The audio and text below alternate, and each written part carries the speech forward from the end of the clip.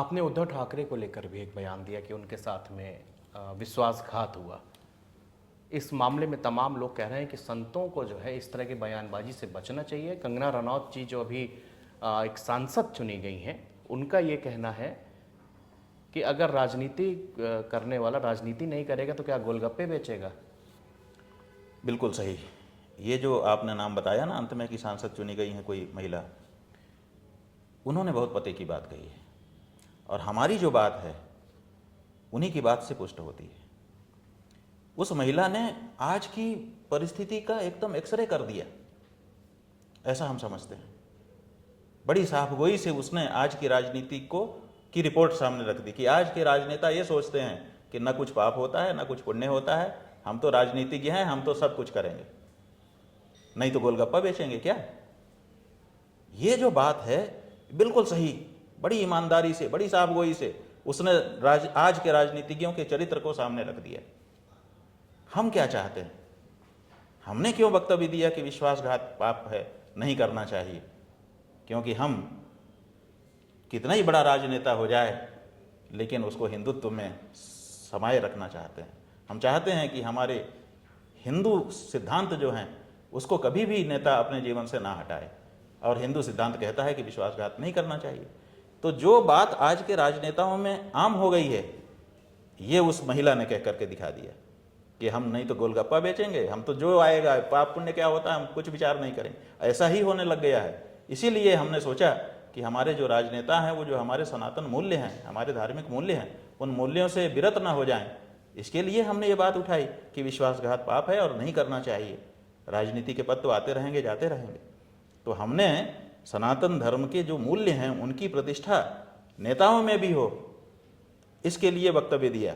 और हमारे वक्तव्य को पुष्ट उस महिला ने कर दिया जिसने ये कहा कि नेता अगर ये सब नहीं करेगा तो गोलगप्पा बेचेगा। इसका मतलब कि नेता लोग यही कर रहे हैं, वो पाप पुण्य नहीं समझते हैं, वो विश्वासघात को बहुत सहज वो समझते हैं कि ये तो राजनीति है विश्वासघात। तो ये जो सच्चाई है उसको उसने बयान कर दिया, और उसी सच्चाई के ऊपर सनातन धर्म के मूल्यों की प्रतिष्ठा की दृष्टि से हमने ये अपना वक्तव्य दिया। शंकराचार्य जी को कैसे लगता है कि उद्धव ठाकरे के साथ विश्वासघात हुआ? शंकराचार्य जी को ऐसे लगता है कि उद्धव ठाकरे के साथ विश्वासघात हुआ क्योंकि जो उनके सहयोगी थे जी, जिन पे वो बहुत भरोसा करते थे, उन्होंने अचानक पाला बदल लिया, ठीक है ना। और वो दूसरे प्रदेश में चले गए विधायकों को लेकर के, फिर कुछ दिन तक वहाँ होटल में रहे और फिर वहाँ से उनकी बातचीत होती। तो जिस पे हम भरोसा करते हैं अगर वही हमारे विरुद्ध खड़ा होकर के हमारे पतन का कारण बन जाए, इसी को तो विश्वासघात कहते हैं। अंक मारू ही सुक्ता नाम, कोई हमारी गोद में सिर रख करके सोया है और हम उसी समय उसका गला दबा दें, तो ये विश्वासघात नहीं तो क्या है। तो जिस पे वो भरोसा कर रहे थे उसी व्यक्ति ने उनके साथ विश्वासघात किया और दूसरी पार्टी से मिलकर के कारण दूसरी दुनिया भर के बता दिए और सत्ता अपने हाथ में ले ली, और यहाँ तक कर दिया कि असली हम हैं। अगर वो असली होता तो जिस समय अगाड़ी बना करके, देखिए गठबंधन टूटा भाजपा के साथ, शिवसेना का राजनीति है, आप साथ रहे, फिर आपकी नहीं पटी, नहीं पटी, आप हट गए, फिर आप किसी के साथ जाना चाहते हैं, ये भी राजनीति है कि भाई कोई ना कोई तो आएगा। आज देखिए अमित शाह जी का वक्तव्य हमने सुना, वो कह रहे थे कि ये नायडू जैसा खराब आदमी कोई नहीं है, लेकिन उन्हीं के साथ सरकार बना के बैठे हैं। नीतीश के साथ कितनी बार उनका आना जाना हुआ, लेकिन फिर भी आज उनके साथ बैठे हुए हैं। तो ठीक है, किसी न किसी तो को मिलकर के ही सरकार बनानी थी, इकट्ठा तो कोई ऐसी कोई पार्टी थी नहीं जो अकेले दम पे बना ले।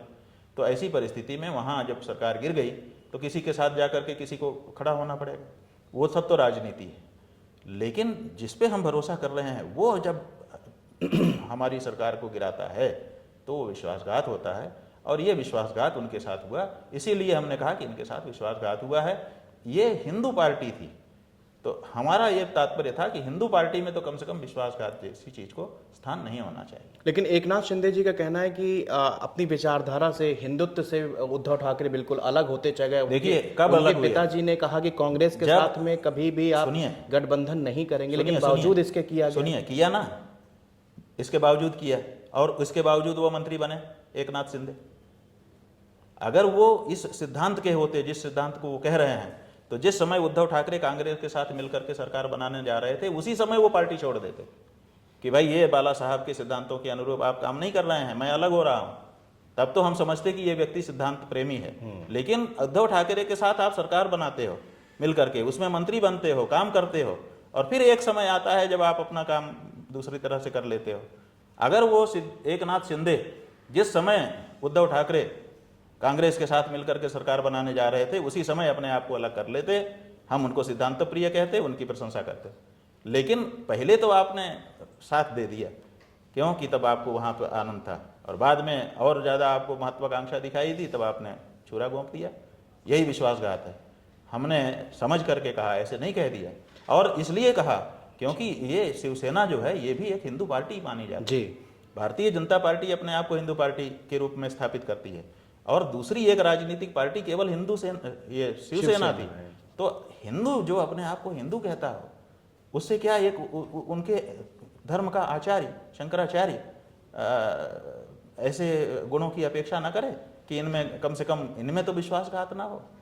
तो हमने अपनी हिंदू पार्टी से अपेक्षा की, और हिंदू पार्टी के लोगों को कहा कि भाई आप हिंदू तो केवल अपने को हिंदू हिंदू कहने से थोड़े कोई हिंदू हो जाएगा।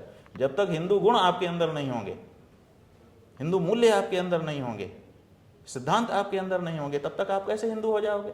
तो इसलिए हमारा ये कहना था कि अपने आप को हिंदू पार्टी कहो, लेकिन हिंदू गुणों को भी धारण करो। नहीं करोगे तो निंदा होगी, आलोचना होगी, लोग समझते हैं। और ये बात महाराष्ट्र के अनेक लोगों ने हमसे पहले, हम वहाँ अष्टविनायक यात्रा में गए थे, गांव-गांव गए थे, बहुत से लोग हमको मराठी लोग मिले थे, उन्होंने हमको कहा था। और फिर हमने उनसे भी जब वो पादुका पूजन के लिए गए, उन्होंने विधि विधान के साथ पादुका पूजन किया, हमने थोड़ा सा उनसे पूछा, उन्होंने भी बताया, और कुछ हमारी अपनी समझ थी, हमने रिपोर्टिंग सब देखी हुई थी। तो सब मिला करके जो निष्कर्ष हमारे मन में था, जब पत्रकारों ने हमसे पूछा, हमने अपने से भी नहीं कहा। कोई ये वो कह रहे थे कि इतनी प्रेस कॉन्फ्रेंस करते हैं कि नेता भी नहीं करते हैं। हमने प्रेस कॉन्फ्रेंस नहीं की, अखबार वाले हमारे पास आए थे, उन्होंने अनुरोध किया कि हमसे बात कर लीजिए, तो हमने बात किया, और उन्होंने जो प्रश्न पूछा उसी का उत्तर दिया। हमने अपनी तरफ से कोई एजेंडा नहीं रखा। उन्होंने कहा केदारनाथ के बारे में बताइए, तो हमने कहा। तो ऐसी परिस्थिति में सब चीज़ों को समझना चाहिए। तो हम चाहते हैं कि हिंदू अगर राजनीतिज्ञ भी बने तो हिंदुत्व के गुण ना छोड़े।